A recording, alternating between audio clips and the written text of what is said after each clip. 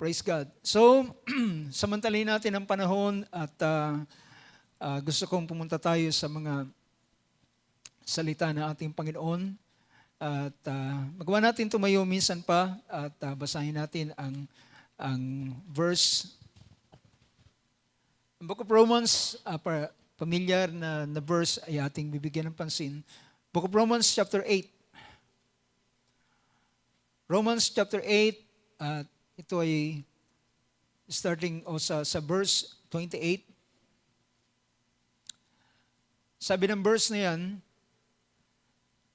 sabi rito, verse 28, and we know that God causes all things to work together for good to those who love God, to those who are called according to His purpose. I will read. And we know that God causes all things to work together for good to those who love God. Sino rito umiibig sa Panginoon? And to those who are called according to His purpose.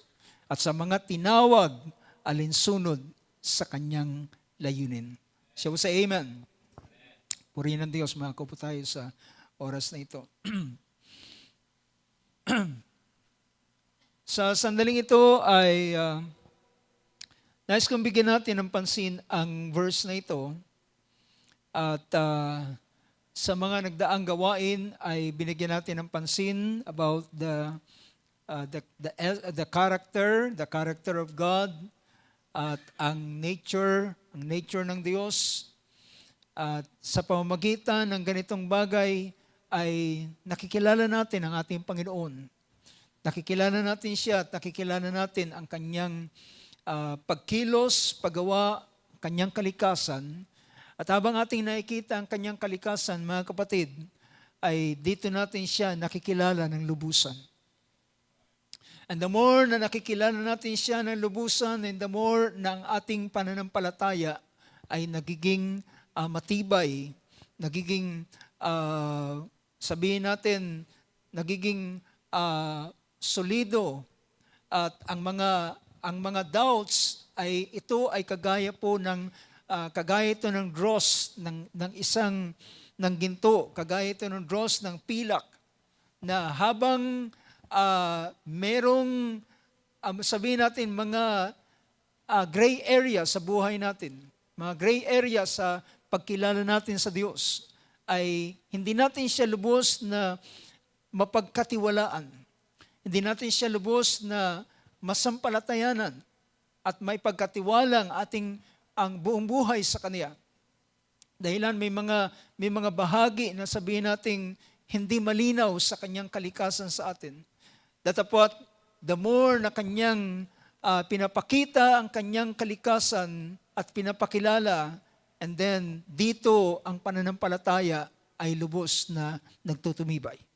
Naalala niyo mga kapatid si Abraham? Si Abraham ay hindi siya humantong sa isang matibay na pananampalataya. At hindi siya humantong sa isang kalalagayan na siya ay nagawa niyang umasa kahit sa hindi dapat asahan. Nagawa niyang umasa sa isang bagay na walang pag-asa. Can you imagine that, mga kapatid? Anong klaseng pananampalataya ang ibinangon ng Diyos sa buhay ni Abraham? Na nagawa niyang asahan at sampalatayanan ang walang pag-asa. Diba? Walang pag-asa pero kanyang sinampalatayanan, kanyang kinilala, kanyang inasahan sa kabila na walang pag-asa. It is not because ito hindi dahilan si Abraham ay basta na lamang lumakas ang kanyang pananampalataya. Well, mga kapatid, ito'y dahilan sa pagpapakilala ng Diyos kay Abraham. Diba? Dahilan ng Diyos nagpakilala kay Abraham at nakilala niya at nang kanyang makilala ang Diyos. At hindi niya ito makikilala maliban ang Diyos ay magpakilala ng kanyang sarili. Amen? So, makikita natin na pinakita roon ng banal na kasulatan sa chapter 17 na ang Diyos ay magpahayag, or rather chapter 4, verse 17 ng Book of Romans. Sabi niya, isang ama o ama ng maraming mga bansa, ikaw ay aking ginagawa. Ginawa kitang ama ng maraming mga bansa. Sabi niya, sa harapan niya na kanyang sinasampalatayanan na dilit iba ang Diyos na nagbibigay ng buhay sa mga patay at tumatawag sa mga bagay na hindi pahayag na tila hayag na. Pinakita ang verse na ito na nagsasabing, who gives life to the dead and calls into being that which does not exist. Calls into being which does not exist. Tinatawag ang mga bagay na gayon na nga, bagamat siya ay hindi pa gayon. Well, bakit tinatawag na gayon na nga? Dahilan sa kaisipan ng Diyos, sa layunin ng Diyos, ang lahat ay nag-i-exist na. Diba? Ang lahat ay nag-i-exist na. Everything exists. Sa kabila na ito ay hindi pa nangyayari, hindi pa nagaganap, pero sa layunin ng Diyos, sa kaisipan ng Diyos, ito ay gayon na nga. So kung ang isang bagay ay gayon na nga, then ang tanging pwedeng gawin ng isang mananampalataya ay kilalanin at ito'y sampalatayanan. Dahilan ito ay sa kaisipan ng Diyos ay nag-exist na at ito ay mangyayari at magaganap. Ito ay may sasakatuparan dahilan ito ay nasa kaisipan ng Diyos. Yun yung mahalagang bagay. Dahilan ito ay nasa kaisipan ng Diyos. At anuman ang nasa kanyang kaisipan, sa kanyang layunin, sa kanyang panukala, ito ay maisa sa katuparan. How many can say amen to that? Kaya sabi niya, in hope against hope, he believed. Laban man sa pag-asa, laban man sa pag-asa, siya'y sumampalataya upang siya ay maging ama ng maraming mga bansa. Well, this kind of faith ay naibinigay ng Panginoon binangon ng Panginoon kay Abraham. Ito'y dahilan sa kanyang pagpapakilala ng kanyang sarili.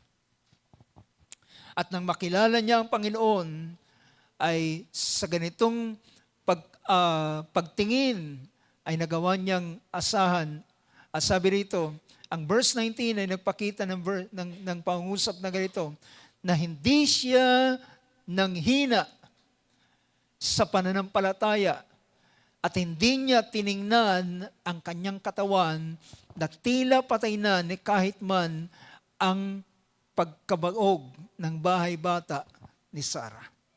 So, at this time, ang tingin na lamang, ang tinitingnan na lamang ni Abraham ay hindi na ang kanyang anumang bagay na nasa kanyang paligid, kundi ang salita at layunin ng Diyos.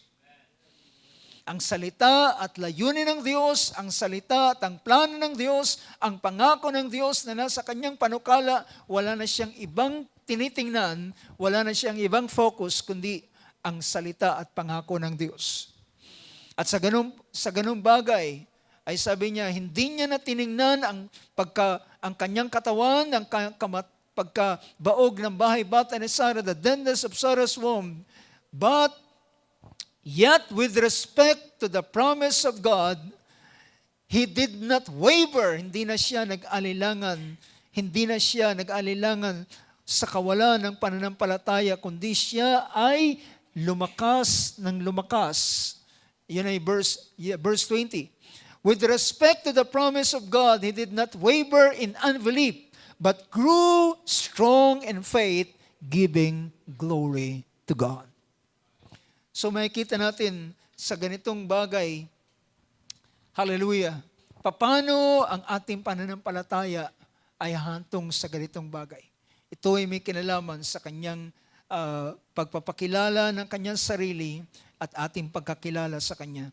And verse 21, and being fully assured, sa isang version, fully persuaded. Being fully assured, fully convinced sa iba pang salin, that what God had promised, He was able also to perform it.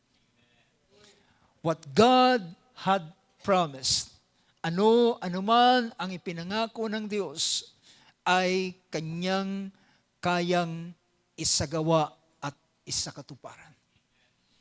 You know why? Because ang Diyos ay hindi lamang siya omniscient, o na alam niya ang lahat ng bagay. Kaya niya alam ng lahat ng bagay kasi siya ang nagsaayos ng lahat ng mga bagay nito. At kaya alam niya na mangyayari ang lahat ng kanyang kaisipan at kanyang panukala because He is omnipotent. He is all-powerful. Nasa kanyang lahat ng kalakasan, kakayanan para isagawa ang mga bagay. At kahit man ang bagay na ito ay imposible, ito ay gagawin ng Diyos. Now, tingnan natin ang ilang mga talata, mga kapatid. So, ang ilang verse na bibigyan natin ng pansin ay pinakita rito, well, kabisado na natin ang Isaiah 46:10. Ewan ko kung hindi nyo pa nakabisado yung 46:10 ng Isaiah. Na sinasabi ron, na declaring the end from the beginning and from the ancient times, things which have not been done, saying, my purpose will be, sabi niya, my purpose will be established and I will accomplish all my good pleasure. Sabi niya, ang aking layunin, sabi niya, ay maisasakatuparan at gagawin ko kung anuman ang aking minagaling. Ano man ang gusto niyang gawin. Ito'y kapareho ng Psalms 19 verse 21. Ang Psalms 19:21 ay nagsabi, many plans are in a man's heart, but the counsel of the Lord will stand. That's Proverbs 19:21. Many plans are in a man's heart, but the counsel of the Lord will stand. Ito yung aking pinapakita sa inyo in view sa buhay ni Abraham. Dahilan ang tinitingnan na lamang ni Abraham ay walang iba kundi ang plano ng Diyos, ang layunin ng Diyos at ang salita ng Diyos. Itong lahat ay magkakaugnay, mga kapatid. Ang lahat ng mga bagay na sinasalita ng Diyos ay bago ito na kanyang salitain, ito ay kanyang panukala. Okay, say amen to that. Ito ay kanyang panukala. Ito ay kanyang foreknowledge. Ito yung foreknowledge ng Diyos dahilan siya ang naglatag ng lahat ng mga bagay. He knows all things from the beginning up to the end. He can declare the end from the beginning. Yun ang sabi ng Isaiah 46 verse 10. Kaya't sa ganitong bagay, ang tanging tinitingnan na lamang ni Abraham ay ang layunin ng Diyos. Na mula dun sa layunin ng Diyos, ang Diyos ay nagsasalita, ang Diyos ay nangangako, ang Diyos ay nagpapahayag. Dahilan doon sa ganung bagay ay makikita natin ito ay kanyang isasakatuparan. At pinakita roon, the same na pinakita sa Isaiah na sabi niya, my counsel, my purpose will be established. Ang Proverbs ay nagsabi, but the counsel of the Lord will stand. See? Many plans are in man's heart. Pwede kang magplano, pwede kang mag-isip, pwede kang gumawa ng ilang mga bagay. But mga kapatid, sa tao na ang Diyos ay may layunin sa kanya, ang payo ng Diyos ang mangyayari pa rin sa kanyang buhay. Many are the plans in man's heart, but the counsel of the Lord will stand. See, itong napakagandang bagay. So, just hold in your mind ang ganitong kaisipan, mga kapatid. Dahilan sa ganitong bagay natin dapat makilala ang Diyos. Sa ganitong bagay dapat natin makilala ang Diyos. At kung tanging titingnan natin siya doon sa kanyang layunin, na mula doon sa kanyang layunin ay doon siya nagsasalita, doon siya nangangako, doon siya gumagawa ng lahat ng mga bagay, at doon ay pinapakita na yun yung kanyang isa sa katuparan. At kung ito ay ang kanyang isa sa katuparan, then rest assured na ang lahat ng bagay na kanyang sinalita ay kanyang gagawin. So sa verse na yan, kaya sa Psalms 135 verse 6, sinabi rito, 135 verse 6, anong sabi riyan? Whatever the Lord pleases, He does. Anong sabi sa Tagalog? Anong sabi diyan? Anumang kinalugdan ng Panginoon ay kanyang ginawa. Anuman ang kinalulugdan ng Panginoon, yun ang kanyang gagawin. Yun ang kanyang ginawa. Whatever the Lord pleases, He does. In heaven, and earth, and in the sea, in all deeps. So ito ay gagawin niya sa langit, sa lupa, sa dagat, sa kalaliman, lahat ng mga bagay na yan, whatever the Lord pleases, He does. This kind of nature ay napakainam na ito yung pinaka-core nature ng Diyos. Na makikita natin, He changes not. Siya ay hindi nagbabago. At sabi pa rito, so pinakita yan, ang Psalms 135 na binabasa natin, whatever the Lord pleases, He does. So kanina pinakita, His counsel will be established. The counsel of the Lord will stand. Whatever the Lord pleases, He does. Isaiah 43 verse 13. Anong sabi rito? Isaiah 43 verse 13. Ang sabi riyan, even from eternity, I am He. And there is none who can deliver out of my hand. I act, and who can reverse it? Amen. I act, and who can reverse it? No one can reverse the counsel of God. Wala nang sino pa man. Kaya kahit sinabi ni Apostol Pablo sa kanyang pangungusap, walang makakapaghiwalay sa pag-ibig ng Diyos na nakay Kristo Jesus. I am convinced, pinakita ni Paul, o sa verse 35 ng chapter 8 ng book of Romans, who will separate us from the love of Christ? Amen. Will tribulation or distress, persecution or famine, nakedness, peril or sword? So pinakita niya, walang anumang bagay na pwedeng maghiwalay sa pag-ibig ng Diyos na kay Kristo Jesus. Now, tandaan natin mga kapatid, pag-uusapan natin ito sa mga susunod na panahon, dahilan kapag pinag-usapan ang panukala, ito'y may kinalaman sa ang Diyos Ama na siyang nagpapanukala. Ngunit, pag ito ay isa sa katuparan, ito'y isa sa katuparan sa pamamagitan ng ating Panginoong Hesukristo. At dito pinakita niya. So, ang verse 37, pinakita roon na in all these things, verse 38, for I am convinced that neither death, nor life, nor angels, nor principalities, nor things present, nor things to come, no, nor powers. Can you imagine that, mga kapatid? Walang anumang bagay. Walang anumang bagay. Sabi ni Paul, I am convinced. I am convinced. Are you convinced? Si Paul ay nagsabi, I am convinced that neither death, nor life, nor angels, nor principalities, nor things present, nor things to come. Praise God. Ang kasalukuyan na sitwasyon ay hindi kayang magpahiwalay sa iyo, hindi kayang baguhin, hindi kayang i-reverse ang plano ng Diyos sa iyo.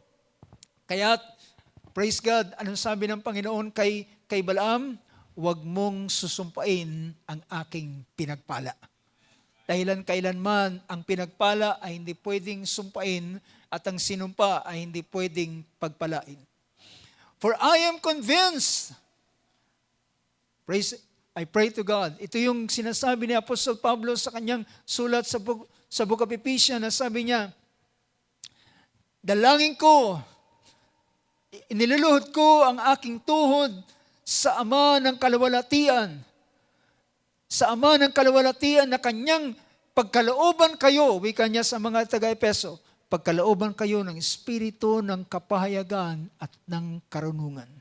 Spirit of revelation and of wisdom and of revelation and in the and knowledge sa kalooban ng Diyos. So, pinakita niya, walang kamatayan, walang ni kahit man ang buhay, ang tinutukoy na buhay, yung presenteng buhay natin. Ang mga anghel sa sangkalangitan, so pinakita dyan, nor angels. Alam niyo ba mga kapatid that even Lucifer or Satan is part of the angels. At kahit man siya, hindi niya kayang baguhin ang layunin ng Diyos. Kaya say amen to that. Amen. Hindi niya kayang baguhin ang layunin ng Diyos. Dahilan si Lucifer o si Satanas ay binigyan lamang siya ng puwang doon sa plano ng Diyos. At hanggang ang Diyos ay merong nais niya na siya'y gumawa, siya'y gumalaw, siya ay makakagawa. Pero darating ang time na siya ay aalisan na ng karapatan kahit sa langit. At siya ay babagsak na dito sa lupa. At sa panahon na siya ay bagsak dito sa lupa, sabi ng banal na kasulatan, doon niya nalalaman na kaunti na lamang kanyang panahon at gagawin niya ang lahat ng mga bagay. So ibig sabihin, even Satan serves the purpose of God. Did you know that? Well, akala ko ba si Satanas ay, ang kaaway ay rebellious? Well, pinahintulutan siyang magrebel, pero siya pa rin ay gumagawa ng ayon doon sa panukala ng Diyos. At kapag natapos na ang panukala ng Diyos sa kanya, sabi ng banal na kasulatan, siya ay kukulong, ang tagapag-accuse ng mga mananampalataya. So, I am convinced that neither death, nor life, nor angels, nor principalities, nor things present, nor things to come, nor powers, heights, nor depth, nor any created thing. Nor any created thing, anumang nilalang, name it.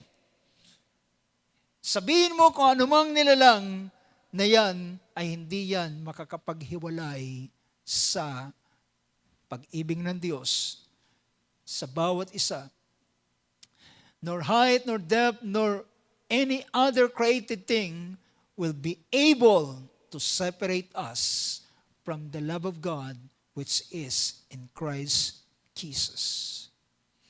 You know, kapag pinag-uusapan ng pag-ibig ng Diyos, ang nasa loob ng pag-ibig ng Diyos ay ang panukala ng Diyos mismo. Ang layunin ng Diyos. Now, sabi pa rito ng ilang bahagi. So pinakita doon sa Isaiah 43 verse 13, I act and who can reverse it? Ako ay gumagawa at walang sino mang pwedeng magbago nito. Ibig sabihin, magbaliktad, mag-reverse, bawiin yung mga bagay na sinalita ng Diyos. Kung si Pilato, tama ba? Kung si Pilato ay nagsabi siya na ang nakasulat ay nakasulat na. Kung siya ay meron ng ganong klase na authority, how much more ang Diyos? Sabi ng Proverbs 21 verse 30. Proverbs 21 verse 30. Ang sabi riyan, there is no wisdom, and there is no understanding. Walang anumang karunungan, walang anumang kaunawaan, and no counsel, walang anumang pagpapayo na lalaban sa Panginoon. And there's no counsel against the Lord. Napakaraming bagay na pinapakita sa banal na kasulatan. I act who can reverse it. At dito, there is no wisdom. Kahit anong klaseng karunungan na meron ang tao. At kahit anong klaseng kaunawaan meron siya. Sabi niya, walang ano pamang counsel o payo na pwedeng lumaban sa Panginoon. No counsel against the Lord. So, nakita natin, so binigyan ko kayo ng ganitong pagtatanaw sa kalikasan ng Diyos na binibigyan ng nilatag ng mga salita ng Diyos. Ito ay mismo ilan sa mga kinote natin ay pagpapahayag ng ilang mga propeta, mga lingkod ng Diyos, at mismo ang Diyos mismo ay nangungusap. Ang mga bagay na binanggit sa Book of Isaiah, it is the mouth of God Himself ang siyang nagsalita dito. Now, tingnan natin, hindi ko pa po binibigyan ng title ang ating paksa, pero kung babalikan natin ang Romans chapter 8, sabi ng verse na ito, and we know that God causes all things. Yan ang gusto kong bigyan natin ng pansin. God causes all things. God causes all things to work together for good to those who love God and to those who are called according to His purpose. You know, brothers and sisters, alam niyo ba na ang verse na ito ay hindi apply sa lahat?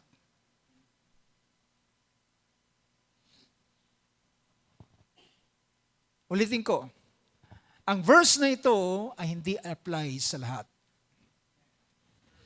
Dahilan, this verse is not applied to all, but it's only applied to those who are called according to His purpose.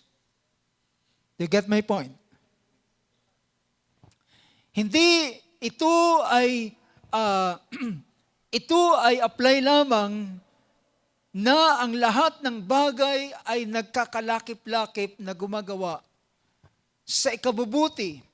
Pinakita rito ay pinakita niya na ang verse na ito ay para lamang sa kanila na mga umiibig sa Diyos. Sino dito umiibig sa Diyos? Well, sometimes, hirap tayong itaas ang ating kamay na nagsasabi tayo umiibig sa Diyos. Well, you know, ang book of John, 1 John chapter 4, if I'm not mistaken, ay nagsabi, we love Him because He first loves us. Alam niyo ba na ang basis at ang foundation ng ating pag-ibig sa Diyos ay dahilan siya ang unang umibig sa atin. Kung hindi tayo kanyang inibig, wala tayo sa ganitong kalalagayan. Kung hindi niya tayo inibig, wala tayo sa ganitong kalalagayan, pero dahilan siya ay unang umibig sa atin, and then tayo ay natutong umibig sa Kanya. And we know that God causes all things to work together for good to those who love God. Ang mga umiibig sa Diyos, na mga unang inibig ng Diyos. Dahilan sila ay mga tinawag, alinsunod sa Kanyang layunin. Now, kung ating titingnan ang ganitong bagay, ang ideyang ito is the same, kasing katulad na pinapakita doon sa Book of Ephesians na binigyan natin ng pansin nung nakaraan. Na pinapakita roon ni Apostol Pablo sa kanyang sulat. Sa chapter 1, verse 11. Verse 11 in chapter 1 of Ephesians. Sabi rito, also we have obtained an inheritance having predestined according to His purpose, who works all things after the counsel of His will. Na gumagawa ng lahat ng mga bagay alinsunod sa Kanyang layunin at sa Kanyang panukala. At sa Kanyang, sabi rito, ayon sa kapasyahan, sa Kanyang sariling kapasyahan. So, nakikita natin, anuman ang ginagawa ng Diyos, hindi ito lumalabas sa Kanyang layunin. Hindi ito lalabas sa Kanyang layunin. Kung siya man ay mangangako, kung siya man ay magsasalita, ito'y laging may kinalaman sa Kanyang layunin. At kung siya man ay gagawa, at kung ang mga bagay ay Kanyang papahintulutan, at kung ang mga bagay ay Kanyang ibibigay, it is always connected doon sa purpose ng Diyos. Now, ang maganda, ang pinapakita ng bagay na ito, sa kanila na mga tinawag ng Diyos alinsunod sa Kanyang nasa, at sa kanila na umiibig sa Panginoon. Well, bakit, paano mo hindi ibigin ang Diyos sa ganitong bagay matapos niyang buksan ang ganitong napakainam at napakadakilang layunin?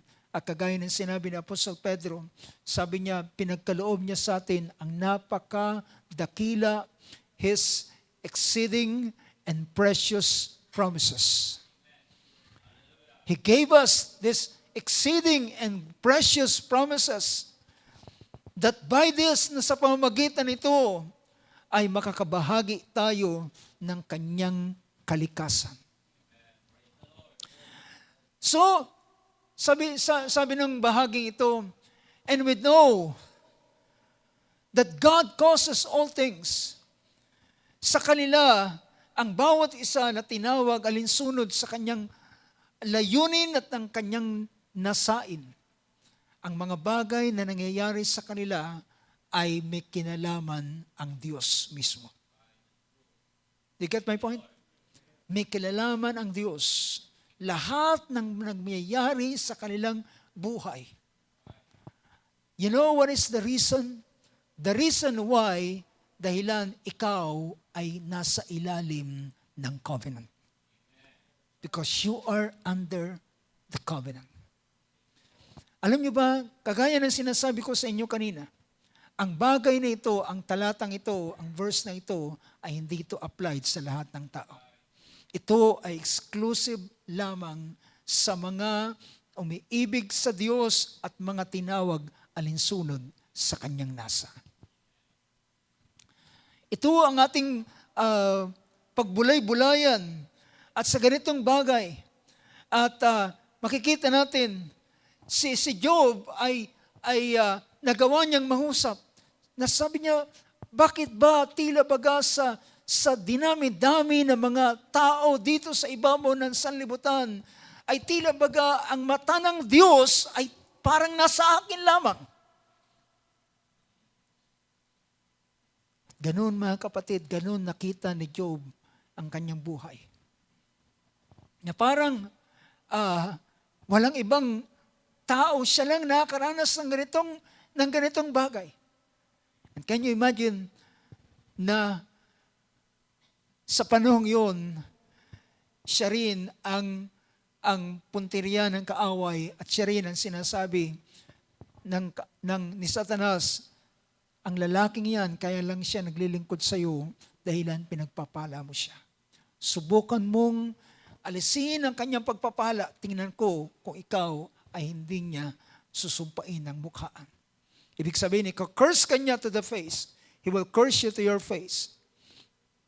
But, mga kapatid, ang sabi ng Panginoon, makikita natin dito, kung ating bibigyan ng pansin, ang verse na yan, sa Book of Job, chapter 1. Pansinin ninyo, ang chapter 1 ay pinakita rito sa verse 9. Sa verse 9 ng Book of Job, then Satan answered the Lord, does Job fear God for nothing? Sabi niya, ito yung challenge ni Satanas. Ito yung kanyang hamon. Sabi niya, si Job ba ay naglilingkod lamang sa Diyos nang walang dahilan? Well, mga kapatid, ito yung kanyang tingin kay Job, kaya siya naglilingkod sa iyo. Dahilan sa blessing. Because of the blessing. Dahilan pinagpapala mo siya. Pero pag wala ng blessing, iiwanan ka na niya. Well, minsan po, may sabi pa nga nila, yung mga kaibigan ay kasama lamang sa mga panahon na ikaw ay nasa kasaganaan. Kapag nasa panahon na ng paghihirap, ay wala nang handang dumamay. At ganito ang kaisipan ni Satanas kay Job. Kaya siya naglilingkod sa iyo kasi pinagpapala mo siya. Sabi ng verse 10, dahilan ikaw, have you not made a hedge about him? Hindi ka ba naglagay ng bakod sa kanya, sa palibot niya, sa kanyang bahay, at sa bawat gawin ng kanya? Sabi niya, sa kanyang sambahayan, all his house, and all that he has, on every side, sa lahat ng kanyang tinatangkilik, pinagpala mo siyang lahat ng ginagawa ng kanyang kamay, lahat ng kanyang pag-aari ay lumalago. Tingnan niyo yung mga tao na habang sila ay ang kanilang blessing ay nag-i-increase. Sabi nila, salamat sa Diyos. Wala na akong pwedeng hilingin sa Diyos. Dahilan binigay niya na sa akin ang lahat ng mga bagay. Pero kapag sila ay dumating sa ilang mga kahirapan sa buhay, well, sila kaya ay nag-broadcast pa rin ng ganitong mga bagay. Sabi rito, lahat ng ginagawa ng iyong kamay, ng kanyang kamay, lahat ng kanyang pag-aari ay dumadami, sumasagana. Ngunit sabi niya, but put forth your hand now and touch all that he has, and he will surely curse you to your face.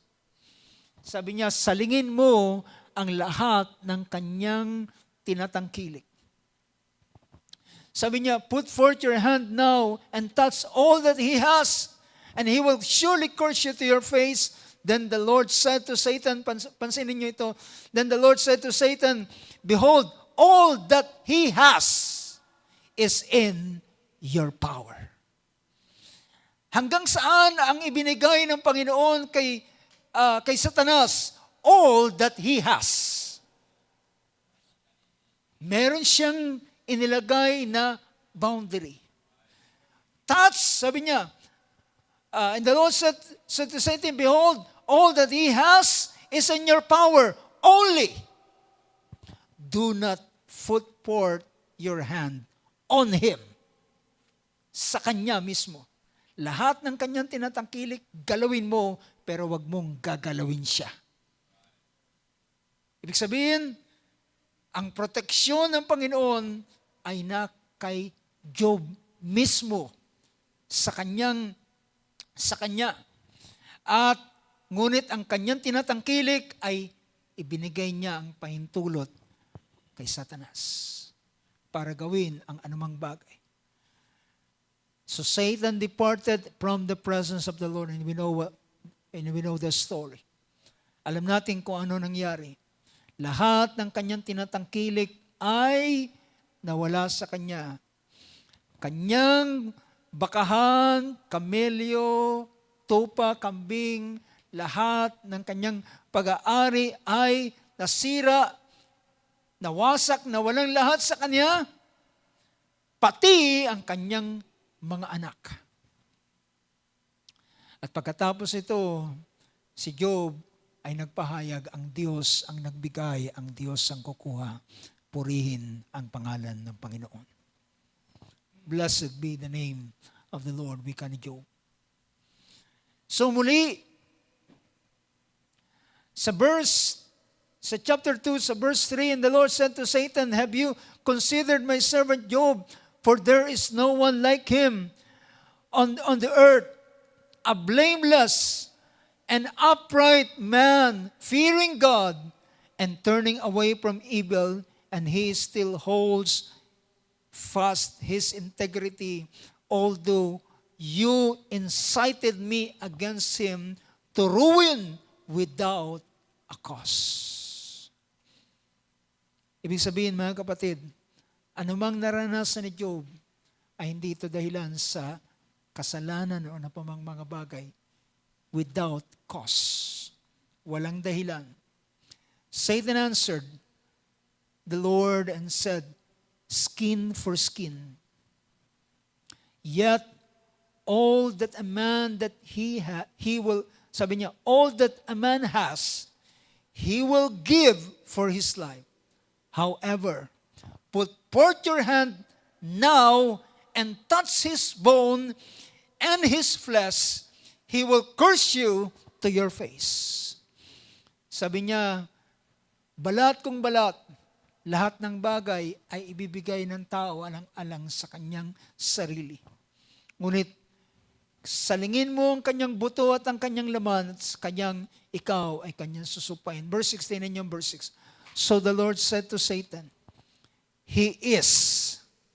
So tapos na yung kanyang pag-aari, but now, sabi niya, he is, siya na mismo, in your power, only spare his life. Meaning to say, mga kapatid, walang pwedeng gawin ng kaaway na wala ang pahintulot ng Diyos. Ang sabi natin, Panginoong Hesus sa Book of Matthew, walang mayang mumurahin na nabibili ng dalawang maya sa isang beles.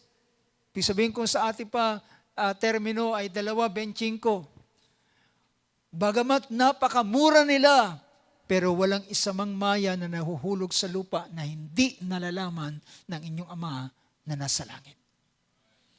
Meaning to say, mga kapatid, ang sabi ng verse na yon, his eyes is on the sparrow. Ang kanyang mata ay naroon sa mga mumunting maya na mumurahin. At sabi niya, kung siya ay nagmamalasakit sa maya, gaano pa siya hindi magmamalasakit sa atin, na tayo ay mas higit pa sa napakaraming mga maya. So, pinapakita rito,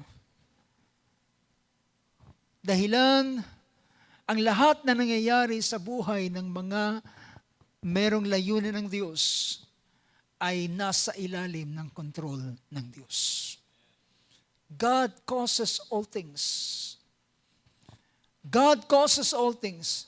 But at the end ng buhay ni Job, makikita lamang natin that God prosper him. Binalik ng Diyos ang lahat ng bagay na nawala sa kanya at ibinigay ng Diyos muli ang bilang ng anak na nawala sa kanya. Hindi ito dinoble sapagkat hindi naman sila nawala. Hindi sila katulad ng hayop na dinoble, ng mga pag-aari na dinoble. Ang mga anak niya ay naroon pa rin. Wala man sa kanya pero naroon sa pag-iingat ng Panginoon. Now, kung ating titingnan ng ganitong bagay, let's bigyan natin ng pansin ang bagay na ito. That God causes all things. Pag sinabi yung salitang causes all things, siya ang gumagawa ng mga bagay na ito. Is that right? Siya ang gumagawa ng mga bagay. God causes all things to work together for good. At sabi nga kanina, hindi ito nangyayari sa lahat, kundi ito'y nangyayari lamang sa kanila na nasa ilalim ng tipan. Lahat ng nangyayari sa Kanya. Now, kung titingnan natin kahit man ang ilang mga bagay, pansinin natin, dito sa account sa buhay ni Jonas, sa Book of Jonas ay makikita ninyo ang ilang mga keywords doon, mga salita doon na mapapansin natin na ang Diyos ang siyang gumagawa ng lahat ng bagay. Well, alam na natin yan, mga kapatid. Naniniwala ba kayo na lahat na nangyayari sa buhay ni Jonas ay may kinalaman ng Diyos? Diba? So, dahilan ng Diyos ay merong layunin sa lalaking ito at siya ang gagamitin ng Diyos. Walang Diyos ay makapangyarihan, pero siya ay nagpasya na gawin niyang co-worker ang tao. Ang tao ay maging kanyang katuwang para isakatuparan ang kanyang layunin. Hindi ba kaya ng Diyos na i-convict ang buong Nineveh? Well, kaya niyang gawin ang lahat ng bagay, pero ang tao ay ginawa niyang partner. Diba? May partnership ang Diyos at ang tao upang isakatuparan niya. Dahilan, kagaya nga na sinabi natin, Panginoon, manalangin kayo ng ganito, your kingdom come, your will be done on earth as it is in heaven. At ang magsasakatuparan ng layunin ng Diyos sa ibabaw ng lupa ay walang iba kundi ang bawat isa sa atin. Doon sa Book of Jonah, nang siya ay utusan ng Panginoon, at siya ay bigyan ng instruction, at sabi sa kanya, pumunta ka doon sa malaking syudad, sa lugar ng Nineveh, at iyo siyang at ikaw ay magsalita sa kanya. Mababasa natin ito sa Jonah. At pagkatapos ng siya ay bigyan ng ganitong commission, ganitong instruction. Well, as I have mentioned, ginawa ni Jonah ay gusto niyang magpakalayo-layo. Instead of going to Nineveh, siya ay pumunta in opposite direction. Na mas malayo. Sumakay ng barko na naglayag, pupunta sa kabilang panig. At siya ay ayaw niya talagang sumunod sa kalooban ng Diyos. Mabasa ninyo yan kung kung papansinin ninyo mismo ang mga term na ginamit mismo ni Job, nang siya ay nakipag-usap sa Panginoon, makikita ninyo na talagang ayaw niya. Bakit niya ayaw? Hindi sa ayaw niyang sumunod sa kalooban ng Diyos, kundi ang ayaw niya ay ang kaaway ay maligtas. Siguro kung siya ay utusan ng Panginoon sa Israel at magbibigay siya ng mensahe sa Israel, he will follow. Siya ay susunod. Pero ang makita niya na ang kaaway nilang Assyria, dahilan ang Nineveh ay nasa ilalim ng Assyria. At ang Assyria noon ay ang kalaban ng Israel. At ang pinakaayaw niya ay makita ang kaaway niya ay kahabagan ng Diyos.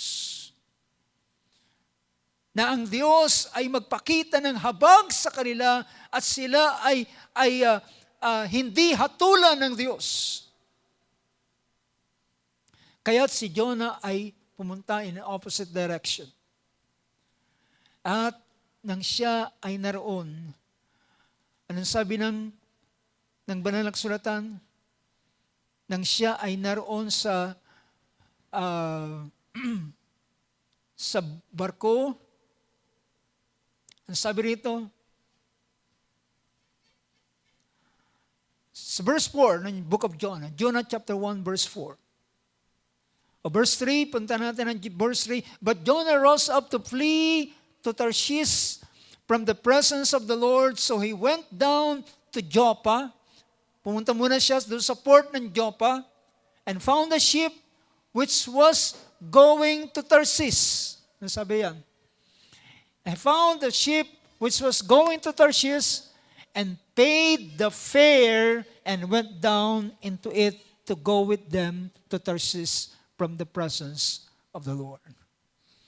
So, nakikita natin, nagbayad siya ng fare, nagbayad siya ng pamasahe niya para pumunta sa opposite direction para sa pagsuway sa kalooban ng Diyos. Pay the fare. And verse 4, sabi ng sumunod na verse, the Lord hurled a great wind on the sea, and there was a great storm on the sea, so that the ship was about to break up. The Lord hurled a great wind.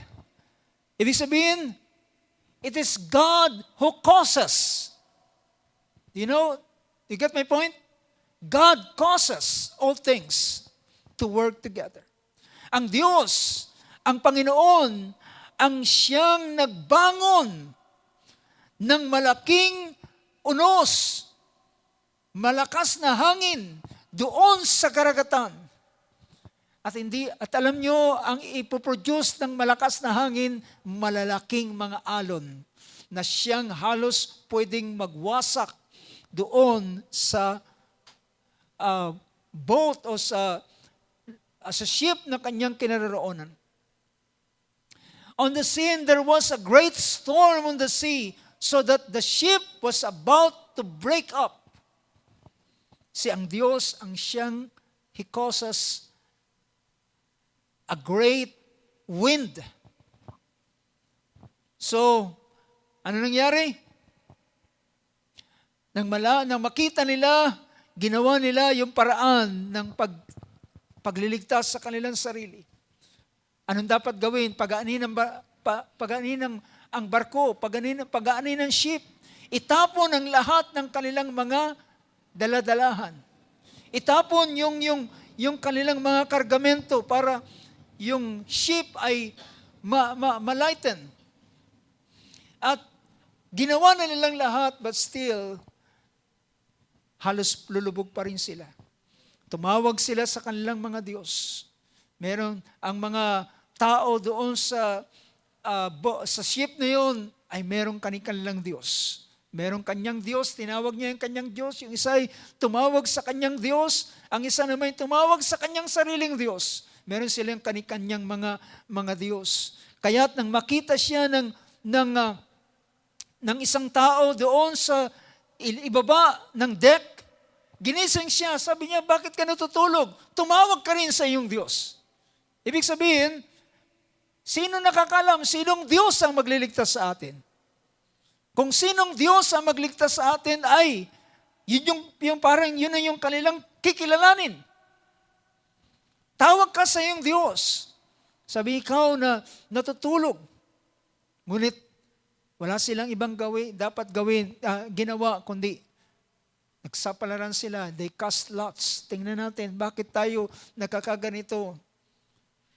And you know, mga kapatid, di ko alam kung paano sila nag-cast lots. Yung ibang lots ay minsan ay kumukuha sila ng tali. At yung tali ay merong pinakamahaba. Merong isa lamang na pinakamahaba. Ang ibang tali ay pantay-pantay. For example, ito yung lots na kanilang ginawa nila. Kung sino yung makakuha ng mahabang tali, siya ang dahilan. Siya ang dahilan bakit nagkakaroon ng unos. Lahat sila doon sa lots na yon, kumuha marahil. Maya-maya, pagkuha ni Jonah, siyang nakakuha ng pinakamahabang tali. Sabi niya, bakit? You know, mga kapatid, even the lots, sabi ng Book of Proverbs, siya pa rin ang kumikilos dito. You get my point? Anong sabi ng, merong Book of Proverbs na nagpapakita ng ganong bagay at pangungusap. That even the lots ay ang Diyos ang siyang gumagawa. Gusto kong tingnan natin ang Book of Proverbs. I hope makita natin yung verse na yun. Kung merong nakakalam sa inyo yung verse na yun sa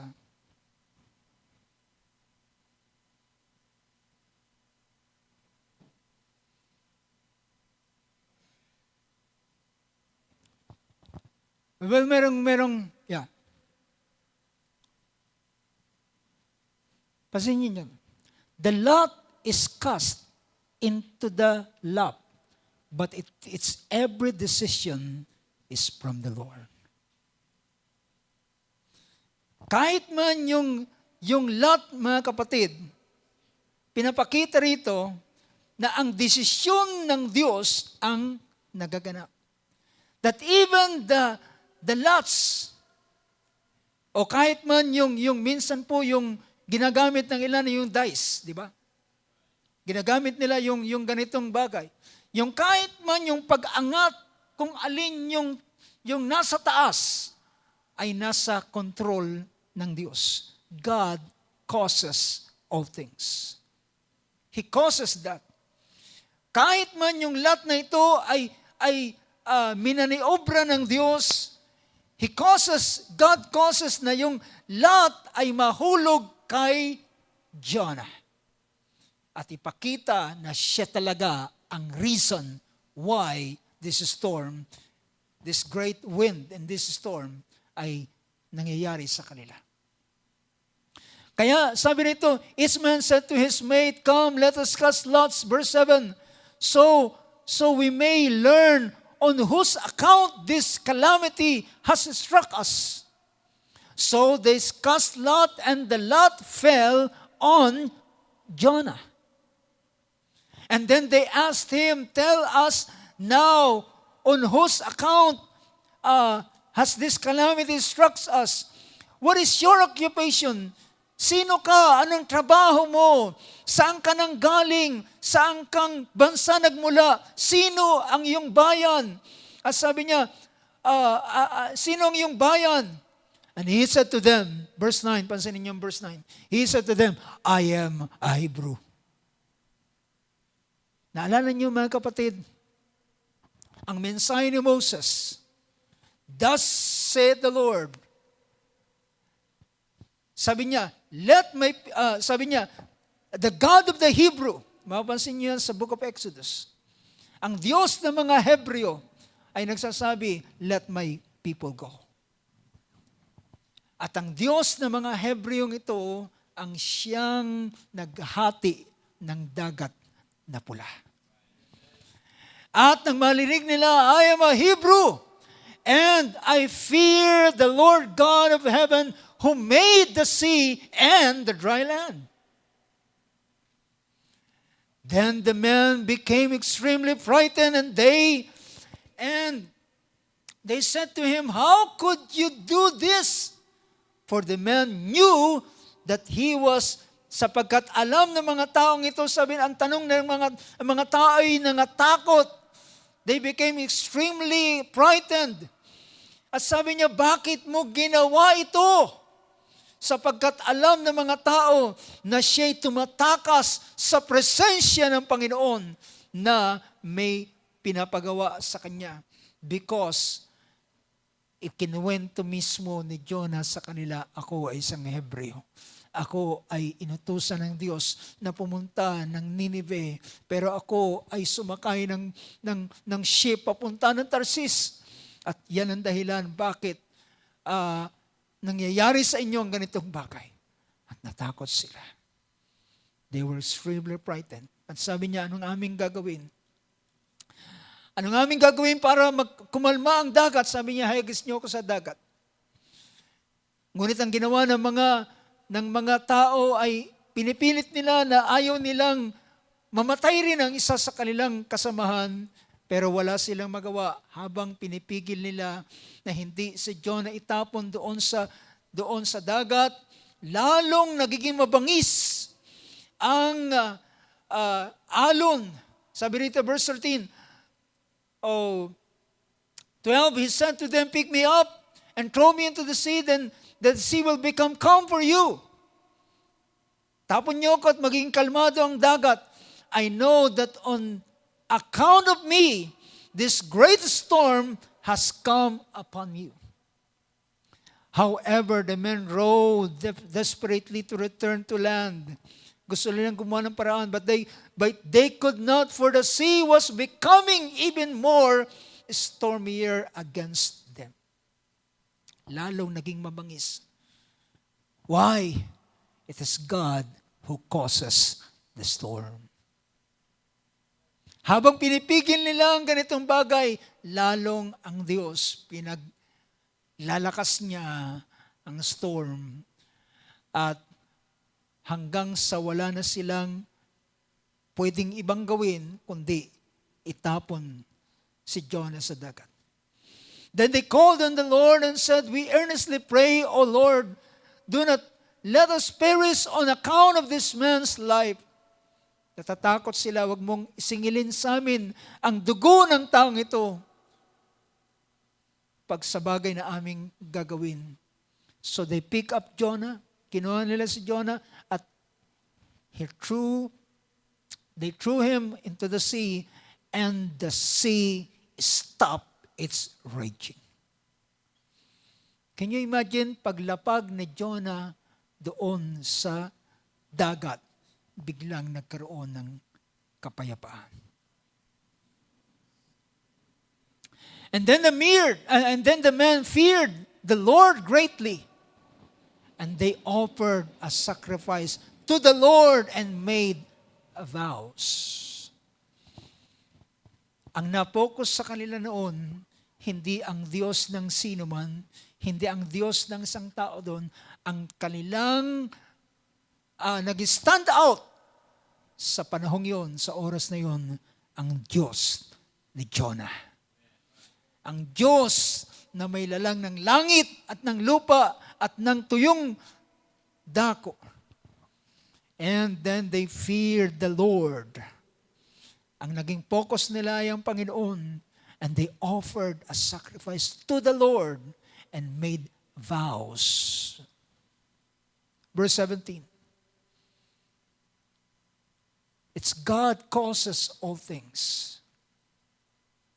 Verse 17, and the Lord appointed a great fish to swallow Jonah. Mga kapatid, habang sinapon si Jonah, meron ng isdang nag-aabang sa kanya. Because God causes all things. Ang Diyos ang siyang naghanda ng lahat ng bagay. Appointed. Look at the word. God the Lord appointed. Meron na siyang inutusang isda. Meron na siyang inutusang malaking isda. Whatever it is, anuman ito, siya man ay isang malaking whale o whatever na klase ng isda, siya ay may kakayanang lunukin o kainin si Jonah sa kanyang bibig at manatili sa kanyang atiyan sa loob ng 3 araw. Then the Lord appointed a great fish to swallow Jonah, and Jonah was in the stomach of the fish 3 days and 3 nights. So gaano kalayo ang biniyahin niya pabalik? 3 araw. So, pero gayon pa man, yung 3 araw na ito ay para maging sapat upang si Jonah ay magsisi at manaig ang purpose ng Diyos sa kanya. Manaig ang purpose ng Diyos because God causes all things. At nang makapag-isip-isip siya at si Jonah ay nagrepent at siya ay nagsisi, sabi ng chapter 2 verse 10, pagkatapos niya magsabi sa Panginoon, anong balik siya, sabi niya, verse 9, but I will sacrifice to you with the voice of thanksgiving, that which I have vowed, I will pay. Salvation is from the Lord. Nang sabihin niya ito, salvation is from the Lord, ang pagliligtas sa isa Panginoon, then verse 10, the Lord commanded the fish, and it vomited Jonah up unto the dry land. Inutusan ng Diyos, sabi sa isda, enough, iluwa mo na si Jonah. At sabihin niya, iluwa mo na si Jonah, and the fish vomited Jonah up into the dry land. Saan siya iniluwa? Doon sa dalampasigan. Hindi pa yun Nineveh, ha? Tandaan natin, ang Nineveh ay malayo sa shore. Kaya yung tale o yung myth o yung ano pa mang kaisipan na si Jonah ay niluwa doon sa Nineveh at nakita ng mga Ninevites na si Jonah ay niluwa sa Nineveh kaya sila nagsisi. Well, napakalayo ng shore sa Nineveh. So, mula doon sa shore na pinagluwaan sa kanya sa dry land, naglakbay siya papuntang Nineveh. At nang makarating sa Nineveh, ginawa niya ang sinabi ng Panginoon at ang buong siyudad ng Nineveh ay nagsisi sila. At nang sila'y magsisi, sabi rito, dahilan yung hari ay nagbigay ng kautusan, walang sino man ang titikim ng pagkain o inom, tao, hayop, kahit sino pa man ay mag-ayuno. Verse 9 ng chapter 3, who knows God may turn and relent and withdraw His burning anger so that we will not perish. When God saw their deeds, that they turned from their wicked way, then God relented concerning the calamity which He had declared that He would bring upon them. And He did not do it.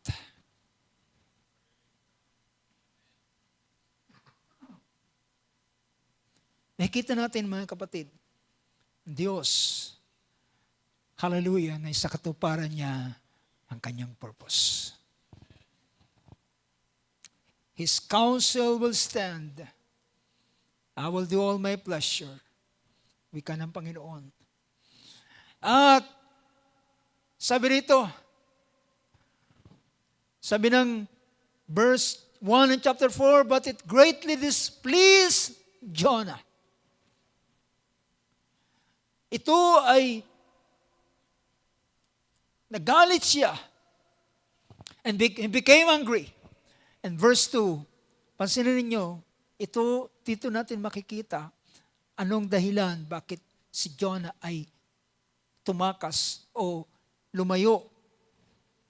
He prayed to the Lord and said, please Lord, was not this what I said while I was still in my own country? Sabi niya, Panginoon, hindi baga itong sinasabi ko sa iyo nang ako ay naroon pa sa aking bayan, aking bansa? Pansinin niyo yung verse na yan.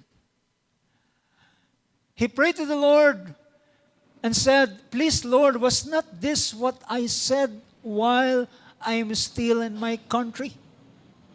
Therefore, in order to forestall this. Alam niyo yung salitang forestall? Sabi niya, in order to forestall this. Ibig sabihin, upang kanyang mapigilan ang ganitong gustong gawin ng Panginoon. In order to forestall this, tinignan ko yung meaning ng forestall, ang pinapakita doon ay ma-prevent, mapigilan. Pero mga kapatid, sino ang pwedeng pumigil sa layunin ng Diyos?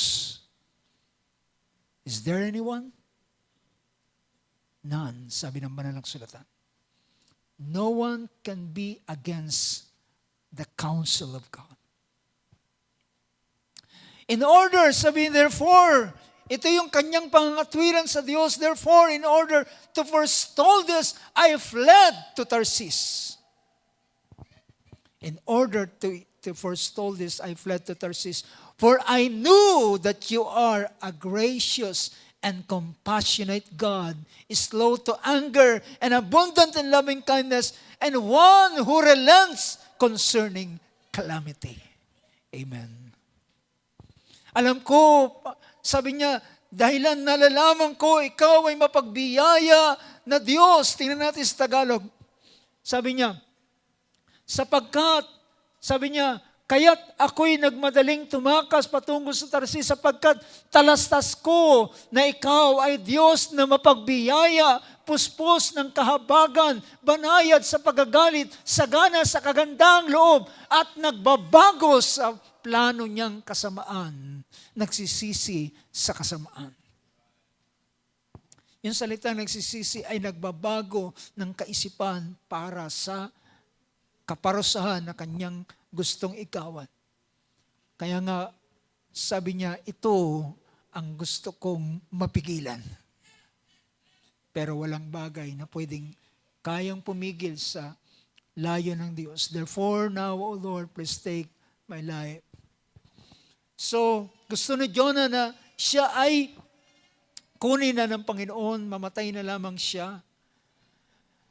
At sabi ng Panginoon, meron ka bang sapat na dahilan para magalit sa akin? At sinabi ni Jonah, ang kanyang siya'y lumabas doon sa siyudad. Sabi ng verse 5, si Jonah ay lumabas doon sa siyudad at siya ay gumawa ng habong doon sa isang bahagi sa ilalim ng sabi dito, there he made a shelter for himself and sat under in the shade until he could see what would happen in the city. Habang kanyang tinitingnan, ano pa ang mangyayari, ano ang magaganap, kung hahatulan ng Diyos ang lugar ng Nineveh. Because lingid sa kaalaman ni Jonah ang mga bagay nangyayari, it's only written after. Pero at that point of time, ay hindi alam ni Jonah kung ano yung bagay na nangyayari, na ang buong Nineveh ay nagsisi. So the Lord, sabi rito, siya ay nagpalagay ng habong, umupo doon sa ilalim ng habong na kanyang ginawa at upang tingnan kung ano mangyayari. Verse 6. Sabi riyan, so the Lord God appointed a plant and it grew up over Jonah. Meron siyang shade doon, pero yung shade niya is not enough para ma-cover siya sa tindi ng sikat ng araw. Pero ang Diyos ay nagpatubo, God appointed a plant, and it grew up over Jonah. Well, tandaan natin, 40 days ang kanyang iniintay.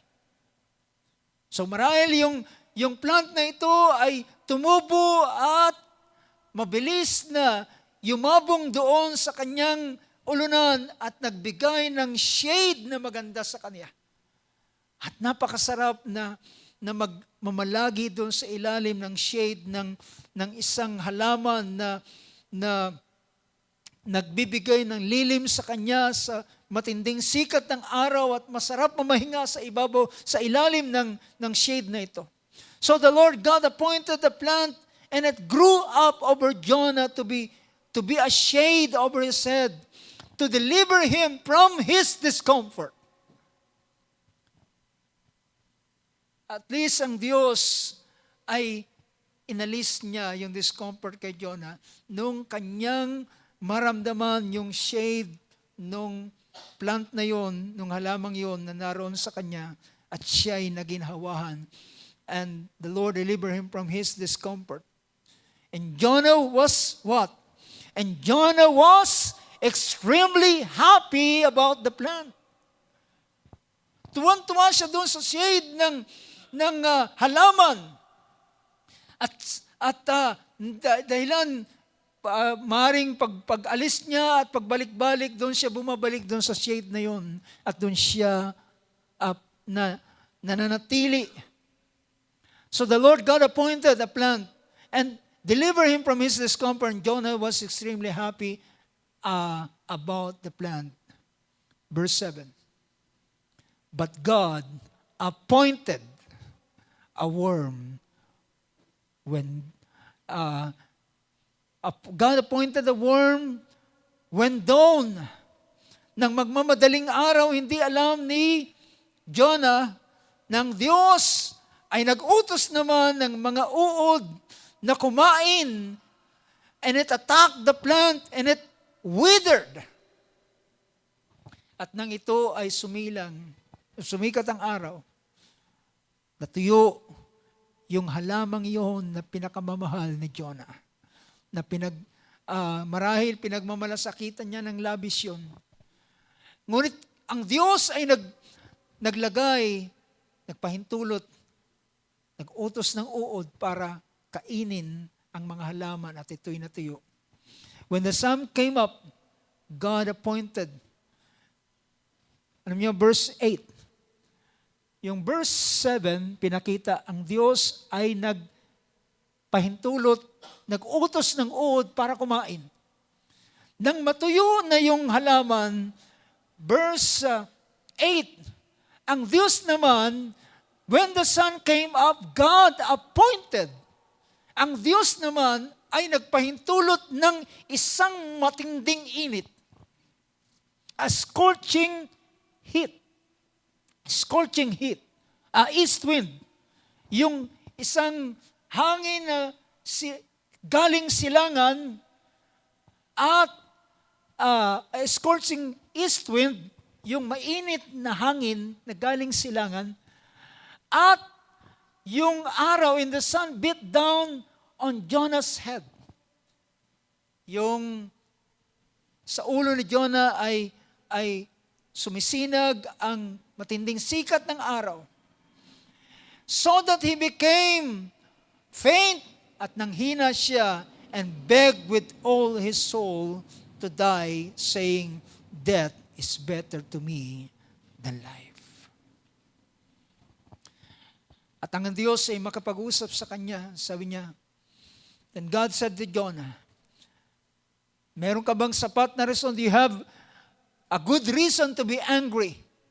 And have a good reason. Sabi niya, and Jonah said, I have a good reason to be angry, even to death. Then the Lord said, you had compassion on the plant. Nagmalasakit ka sa puno o sa halaman na hindi ikaw ang gumawa.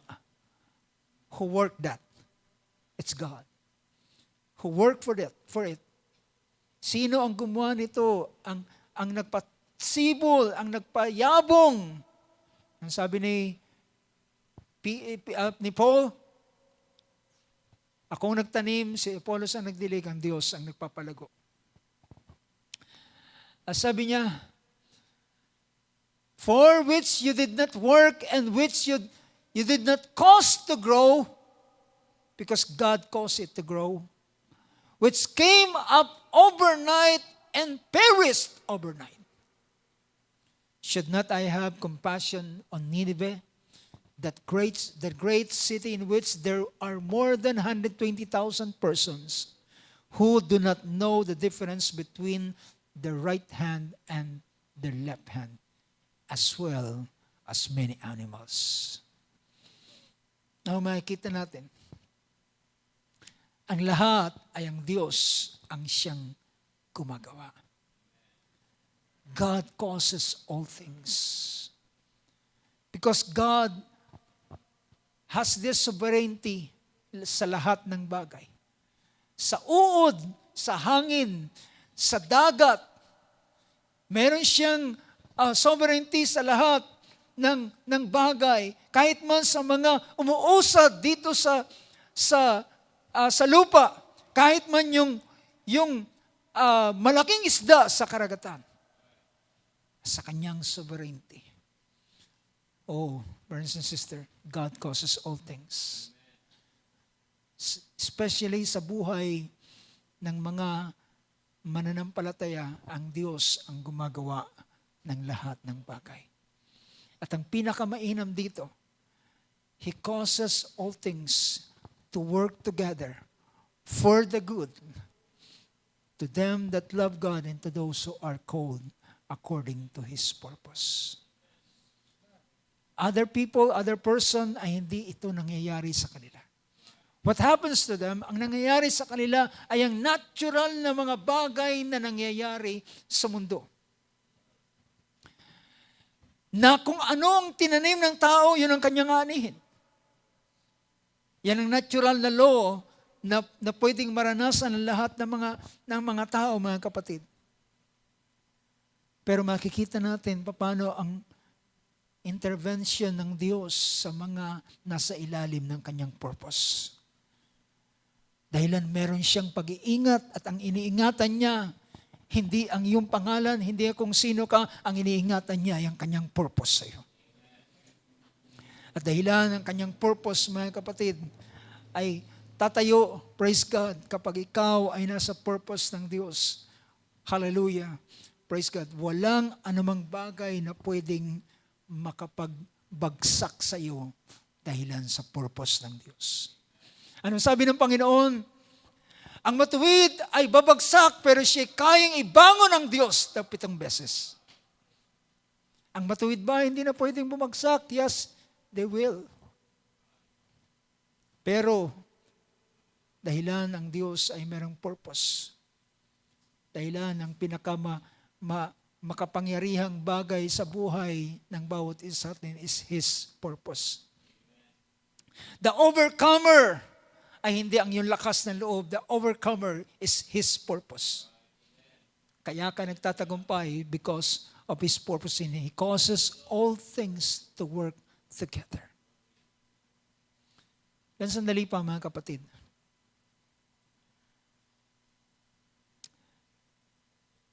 Makikita natin kung paano ang Diyos ay gumagawa ng ganitong bagay. So tingnan natin ang ating buhay. Tingnan natin ang lahat ng nangyayari sa atin. Ang lahat na nangyayari sa iyo ay may kilalaman ang Diyos. Kung saan ka napapadpad na lugar, kung saan ka nagkakatrabaho, kung saan ka inaakay ng mga sitwasyon, itinutulak ng mga pagkakataon, Lahat ng yan ay may kinalaman ang Diyos. Imagine, paano ang Diyos ang Israel ay ilalabas sa isang bansa at sila'y magiging isang malaking bilang. Anong ginawa ng Diyos? Sinugo muna sa Joseph na nauna doon sa Egypt. Ang naging dahilan that God causes all things ay ang galit ng kanyang mga kapatid sa kanya.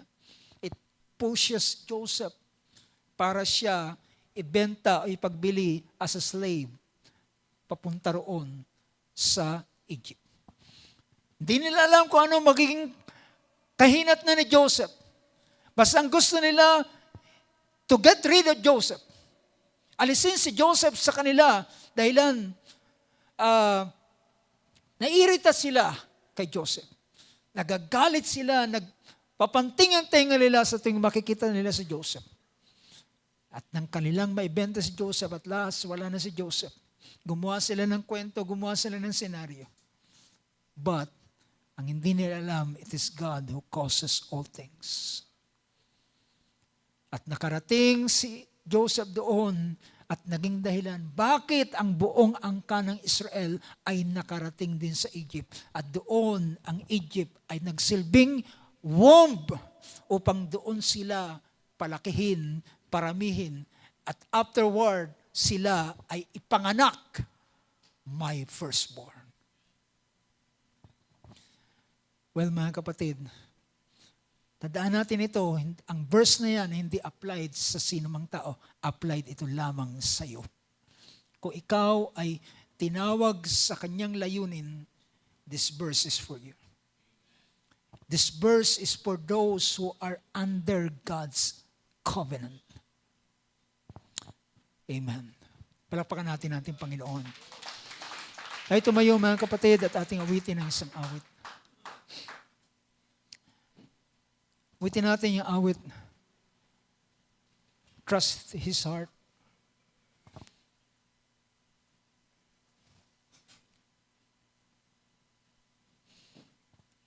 Merong praise doon na nagsabi, God is too wise to be mistaken.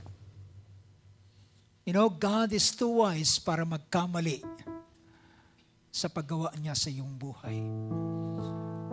God is too wise to be mistaken.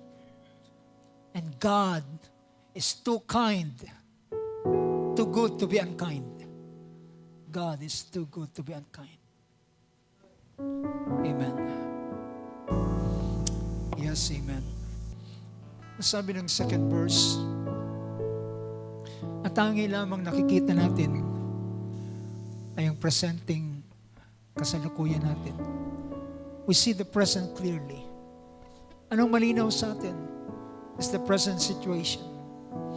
Yung ating kinalalagyan, kinaroroonan.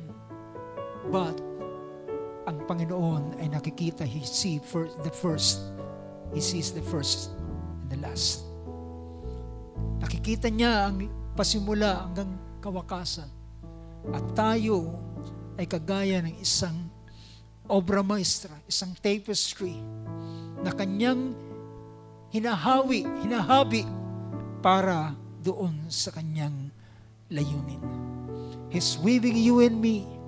We're like a tapestry and He's weaving us that someday we will be just like Him. The second verse, the second stanza, He sees the master plan and He holds our future in His hand. Amen. Siya lamang ang nakakakita ng blueprint ng ating buhay. And He causes all things. At kapag ikaw ay lumilihis sa kanyang purpose, yan ang dahilan siya ay magpapadala ng calamity. Magpapadala ng ilang mga bagay. Ikaw ay kanyang sasawayin. Ikaw ay kanyang bibigyan ng ilang mga bagay na iyong maranasan para ikaw ay bumalik uli doon sa kanyang purpose.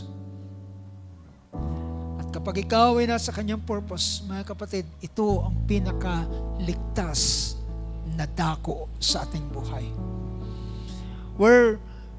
Naghanap tayo, we're looking for a safe place. Naghanap tayo ng mga lugar na pinaka-safe. Pero there's no other place safer than the will of God. Walang ibang lugar na ligtas maliban ang plano ng Diyos, ang layunin ng Diyos sa iyong buhay. Hallelujah. Tayo manalangin sa oras na ito. Hallelujah. I trust Him. Titiwala ako sa Kanya. Naglalagak tayo ng ating pananampalataya sa Kanya. Dahilan Siya ang merong layunin sa bawat isa sa atin. Amang Diyos, sa oras na ito, Lord God, di namin alam ang araw ng bukas. Di namin alam ang mga bagay na mangyayari. Ngunit hindi yun ang totoong mahalaga. Ang mahalaga ay kami nasa iyong kamay, Panginoon. At kung kami ay nasa iyong kamay at nandun kami sa iyong sakdal na kalooban, Lord God, hallelujah. Truly, Lord, ang iyong counsel ay tatayo. Walang sino man na pwedeng pumigil sa iyo ni kayang mag-reverse sa iyong kaisipan at sa iyong plano. Kundi gagawin mo ang lahat ng bagay na iyong nilalayon sa buhay ng iyong mga anak, O Diyos. Lord God, hallelujah. Patuloy ka na magpakilala sa iyong mga anak, O Diyos. Patuloy mong ipakita ang iyong napaka-inam na plano. Hallelujah. At ikaw, O Diyos, ay totoong napakatalino. At sa iyong katalinuhan, hindi ka maaring magkamali, Panginoon. Hallelujah. At sa iyong kabutihan sa amin, Lord, ay hindi ka pwedeng hindi maging mabuti. Dahilan ikaw ay totoong mabuti, Panginoon, at ang lahat ng iyong kaisipan at ang iyong layunin ay pawang sa aming kabutihan. Panginoon Diyos, hallelujah, sa ulima araw nito, hallelujah, nais naming patuloy na kilalanin ang iyong dakilang layuning yan sa bawat isa amin. At ito ang siyang iyong isinasagawa at sinasakatuparan. And that's the reason you cause us all things, Lord, to work together. Thank God, hallelujah. Salamat, Panginoon, sapagkat kami ay ginawa mo sa amin, ibinigay mo ang salitang ito sa amin, Panginoon. Hallelujah, na lahat ng bagay ay mangyayari, gagawa sa ikabubuti ng bawat umiibig sa iyo at mga tinawag alinsunod sa iyong layunin. At Panginoon Diyos, hallelujah, ito'y exclusive, Lord, sa bawat isa na mga inilagay mo sa ilalim ng tipan na iyong binigay sa bawat isa amin. O Lord God, totoo na hindi kami kagaya ng iba at ang iyong pagkilos at paggawa sa amin ay hindi kagaya ng paggawa sa iba, Panginoon. Dahil ang ginawa mo kaming, hallelujah, special sa iyong harapan, Panginoon. Ginawa mo kaming first fruits of all your creatures, Lord. Panginoon, sa oras na ito, nais naming ilagak sa iyo ang aming buhay at ipagkatiwala sa iyo na alam namin lahat ng bagay na mangyayari sa amin ay pawang sa aming kabubuti. Hindi man namin ito makita. Nang nakikita man namin, kagaya ng Israel, ang nakikita nila ay ang ilang. Ang nakikita nila ay hindi lugar ng taniman. Isang disyerto na hindi pwedeng pagtaniman. At hinahanap nila ang lupain ng pangako na pinubukala ng pulot at ng gatas at wala silang makita sa wilderness. Ngunit Lord God, ang wilderness, hindi yun ang kanilang destination. Ito'y bahagi ng kanilang daraanan sa buhay. At even kami sa huling mga araw nito, ang mundong ito, ang sanlibutan ito, it is not our home. Hindi itong lugar ng aming tahanan. hallelujah, our home ay sa isang lugar na iyong nihanda sa bawat isa amin. Ang sanlibutan ito, Panginoon, ay we are pilgrims, Lord. Kami ay mga malalakbay lamang, dumaraan lamang kami sa mundong ito at kami papunta sa aming destination. Lord God, salamat sa iyong mga salita. Salamat sa iyong biyaya sa oras na ito. At ikaw ay aming pinapasalamatan. I-bless mo, Lord, ang iyong mga salita sa puso ng bawat isa ng iyong mga anak. At ito ay maghatid ng biyaya at kalakasan at pananampalataya. At ibangon, Lord God, ang lubos na pagkakatiwala sa iyo sa uling maaraw nito dahilan meron kang napakainam na plano at layunin sa bawat isa. Bless mo, Lord, ang bawat mga puso, Panginoon, na naglalagak ng tiwala sa iyo. At Lord God, ito ang sinabi ni Caleb at ni Josue, kung ang Diyos ay malulukod sa atin, tayo ay dadalhin ng Panginoon. Hallelujah. If God will be pleased, hallelujah, siya ang magdadala sa atin sa lupain ng pangako. Thank you, Lord God. Hallelujah. Binabalik namin sa iyo buong pasalamat at buong papuri at paglawalhati at pagdakila sa pangalan ng aming Panginoong Kristo Jesus. Amen. Amen and amen. Praise God. Parapakan natin ating Panginoon. Praise God. Shall we say, praise the Lord? Purihin ang Diyos. Purihin.